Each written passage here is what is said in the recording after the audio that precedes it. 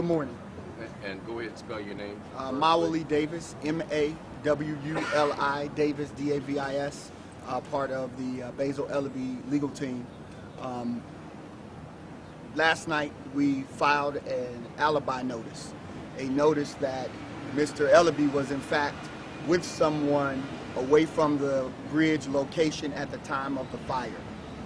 We intend on producing that individual. We believe there will be others that will come forward and provide information to the district attorney's office that Mr. Eleby could not have been under the bridge at the time of the fire because he was in fact with them observing the fire from a safe distance away from where it was started. And so that was a piece of evidence that we believe the state has indicated that they intend on doing their due diligence in ensuring that Mr. Eleby is in fact, whether or not if he was physically not present, then clearly he could not have created this fire and this catastrophe that happened at I-85. Approximately how far away will this alibi witness say Mr. Eleby was?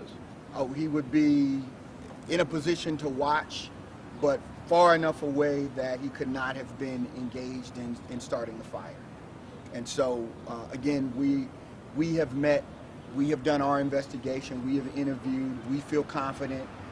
This is a reliable source in that he knows Mr. Eleby has seen him and was with him at the time that the fire was, again, being addressed by the fire department. Additionally, Mr. Lawrence Zimmerman, co-counsel, crafted a motion to have admitted the polygraph, and I'd like for him to speak to that issue at this point. We filed a motion yesterday that Mr. Eleby back, I think it was around May 7th, took a polygraph examination with a very highly regarded examiner, Dan Sosnowski, S-O-S-N-O-W-K-S-K-I. He took a polygraph and he passed that polygraph. He had basically saying the polygraph, he was truthful, that he wasn't there, that had nothing to do with the fire.